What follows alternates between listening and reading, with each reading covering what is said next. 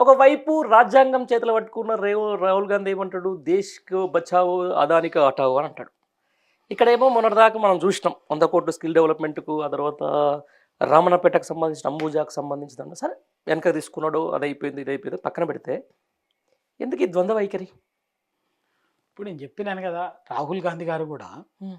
ఇంకా కళ్ళ ముందు కనిపిస్తున్నారు. ఓకే. నేను కూడా కొంతకాలం అనుకున్నా, రాహుల్ గాంధీ అనేటోడు సరే సాంప్రదాయ రాజకీయాలకు భిన్నంగా అవును. కొంత మోడర్న్ ఒక యువ నాయకుడు కాబట్టి కొంత డిఫరెంట్గా ఉంటాడు, ఇది ఉంటాడు.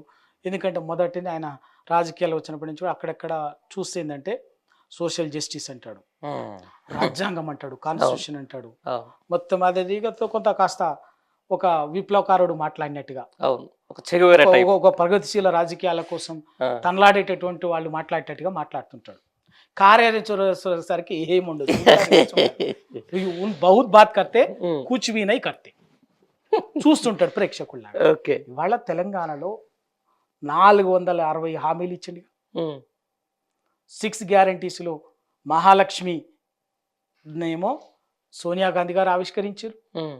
ఈయన ఒక హామీని విద్య ఆవిష్కరించాడు, ఈయన విద్యకు ఎడ్యుకేషన్. సంబంధించిన హ్మ్. ఎడ్యుకేషన్ సంబంధించిన ఆవిష్కరణ. మరి 420 హామీలు ఇచ్చి ఇంటింటికి తిరిగిపోయినావుగా, మరి ఎందుకు మాట్లాడతావు? ఒక్కటన్నా కనీసం ఎందుకలేదు?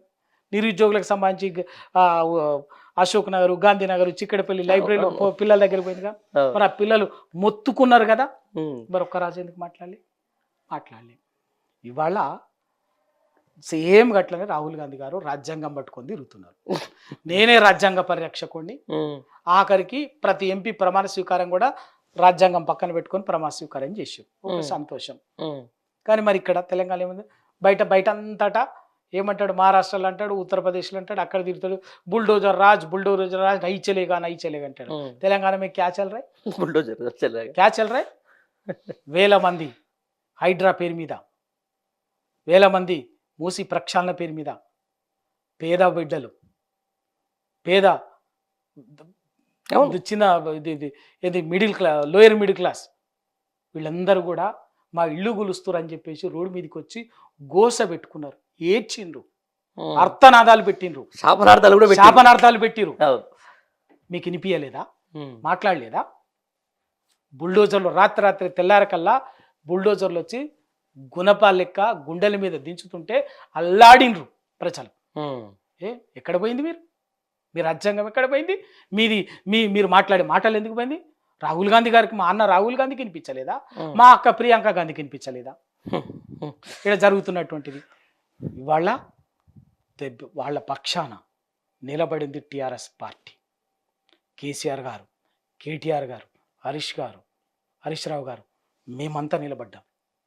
ఆ ఆర్తనాదాలు తెలంగాణ భవన్కు తాకేసరికి వచ్చి ఏడుస్తుంటే, ఆర్తనాదాలు వినిపించుకుంటే ఆ దుఃఖాన్ని చూడలేక తెలంగాణ కోసం తనలాడినటువంటి వాళ్ళం, కొట్లాడినటువంటి వాళ్ళం, బరాబర్ ప్రతి బస్తీకి పోయినాం.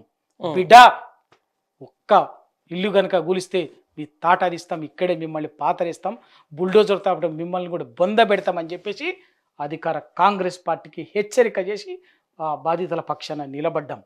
ఒక్క క్షేత్రస్థాయి పోరాటం చేయటమే కాకుండా ఎందుకైనా మంచిదని చెప్పేసి న్యాయ పోరాటం కూడా టీఆర్ఎస్ పార్టీ చేసి బాధితుల పక్షాన నిలబడ్డాం.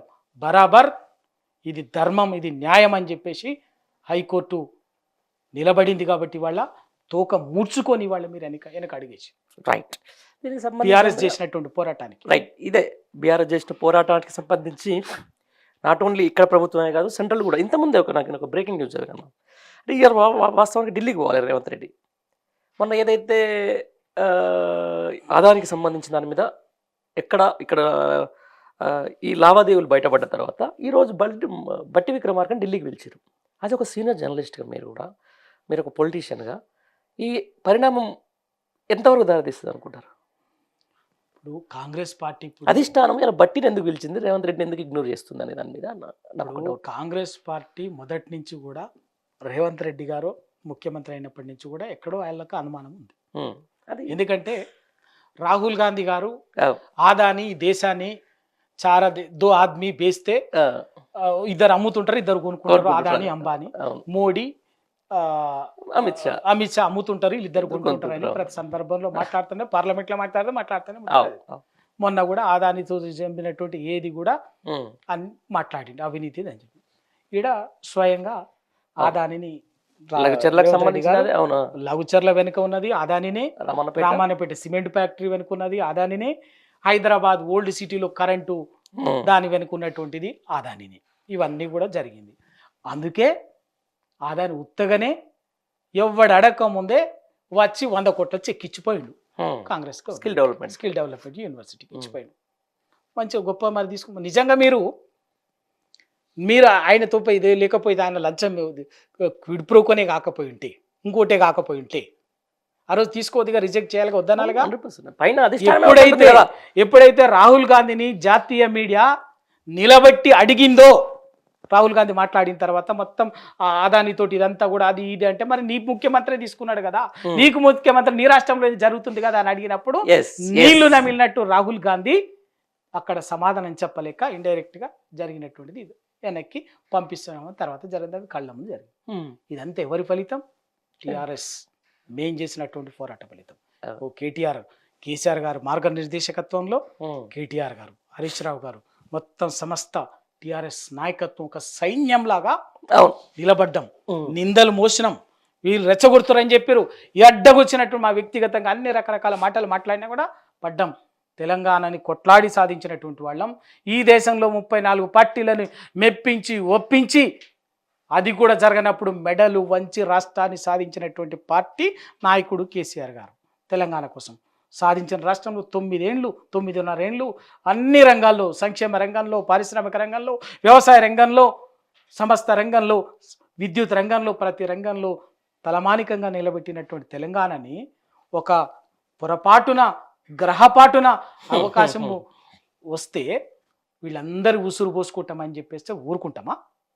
కాంగ్రెస్ పార్టీ నాయకులు, కాంగ్రెస్ పార్టీ ప్రభుత్వం వచ్చి ప్రజల ఉసురు పోసుకుంటాం, విధ్వంసం చేస్తాం, 10 ఏళ్లలో జరిగినటువంటి నిర్మాణాన్ని పునర్నిర్మాణాన్ని విధ్వంసం చేస్తామంటే ఊరుకుంటామా? తప్పనిసరిగా అదే బుల్డోజర్ తిరగేసి నిన్ను పాతర పెడతాం. ఇవాళ లఘుచర్లలో టీఆర్ఎస్ అదే చేసింది, రామన్నపేటలో అదే చేసింది, దివాల్పూర్లో అదే చేసింది, ఇదంతా దిలావర్పూర్లో అదే చేసింది. టిఆర్ఎస్ ఇలా ప్రజల పక్షాన్ని నిలబడుతుంది, కొట్లాడుతుంది. వీళ్ళని ఏ విధంగా అవసరమైతే ప్రజలకు బాసటం నిలబడుతుంది.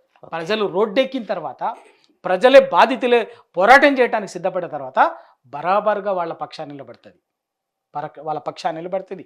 అవసరమైతే ఇంకా ముందుండి వాళ్ళని వెనకబెట్టి కాపాడుకుంటూ మేమే ముందుండి సైన్యంలాగా తెలంగాణ ఉద్యమంలో ఏ విధంగానైతే తెగించి కొట్లాడినామో, ఈ తెలంగాణ ప్రజలకి కష్టం వస్తే, దుఃఖం వస్తే ఆ దుఃఖంలో నిలబడి కొట్లాడుతుంది టీఆర్ఎస్ పార్టీ. వెనక్కి పోయేది ఏం లేదు. దాంట్లో మీరు ఇంకా మీ పద్ధతులు, మీ పొరపాట్లు, మీ మోసాన్ని, మీ వంచాన్ని మీరు అర్థం చేసుకొని, ప్రజలు అర్థం చేసుకోవడానికి గ్రహించి మీ నిర్ణయాలు, మీ ఆలోచన చేసుకోకపోతే బరాబర్గా ప్రజాక్షేత్రంలో మిమ్మల్ని రాజకీయంగా సమాధి చేస్తాం, వదిలిపెట్టేది లేదు.